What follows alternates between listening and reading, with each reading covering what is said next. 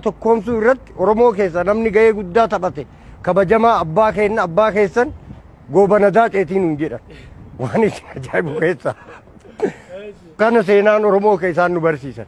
Inni biraa takkaa waan arginee hin dhagahin seenaa irratti illee ummanni Oromoo lafa baay'ee kana lafa hedduu kana ka qabate waraana ummata irratti banuudhaan ummata biraa of jalaa duulaan waraanaan buqqisee of jalaa sochoosuudhaan kan gartee akkaataan taane liqimsuudhaan dhabama godhuudhaan lafa kana hunda qabate ummanni Oromoodhaa jedhanii seenaa kana afaan nu barsiisan jechuudha. Warri isin leenjii kun Oromoo. Maal beekna afaan Oromoo dubbatan.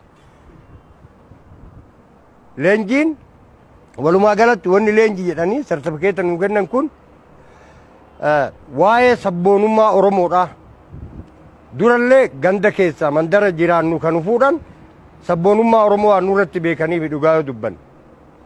Kana booda sabboonummaan Oromoo ni jedhamu biyya diigaa biyya balleessaa sabboonummaan Oromoo ka jettan sabboonummaa dhibbummaati kuni kashaneeti sabboonummaan Oromoo biyya diigaa waan ta'eef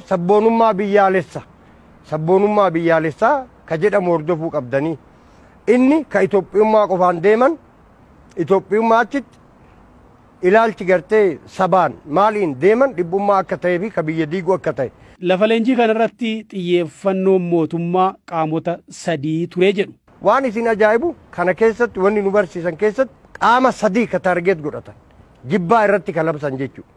Inni duraa adda bilisummaa Oromooti. Inni lammaffaa miidiyaa keessaa OMN. Sadaffaan diinni biraa marroodha. Maqaa nama dhuunfaa jechuudha. Marroo ka jedhamu ABO shanee jarri tokkomaa jedhan yoo barbaadanis akkaataa sadii kana dhiyeessan. Yoo barbaadan OMNs ABO'lleen deebi'ee warri shanee jedhaniin kunillee tokkochumaa jedhan ammoo sa'a booda waan ganama sitti himan galgala irran deebi'an. Inni biraa kitaaba falaasamaa ka jedhamu akkuma beekamu ijoolleen Oromoo guutuutti gubaa turte mufatanii jechuudha.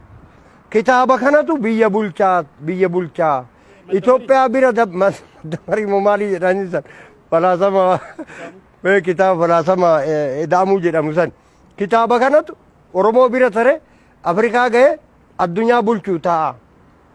Kitaabni kun sirna gadaa irraa waraabame parsantii dhibba sirna gadaati. Fakkeenyaaf nuun jedhe mee isinii dubbisa peejii takka jedheeti kitaaba akkana banee obbo Saadiq namni jedhamu leekchar achi irratti nu barsiisan obbo Saadiq ka jedhamu maal jedhe beektanii akkana baneeti laalaa jedhe sirna gadaa irraa waraabamuu isaa ragaan ani isinii kennu mee dhageeffadha. የተፈጥሮ ሕግ ይላል jedha isinii galee amma jedhe seera uumamaa jechuudha.